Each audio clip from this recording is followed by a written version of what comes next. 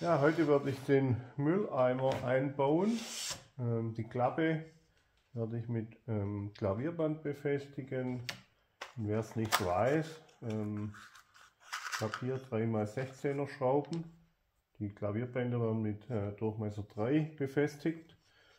Und da gibt es zwei verschiedene Kopfabmessungen. Und zwar seht ihr hier die Standardschrauben. Man sieht, die versenken sich nicht. Und dann gibt es die 3x12 Schraube mit kleinem Kopf. Und diese kleinen Köpfe sind speziell für die Klavierbänder ausgelegt. Also müsst ihr darauf achten, dass ihr auch die richtigen Schrauben zu den Klavierbändern kauft.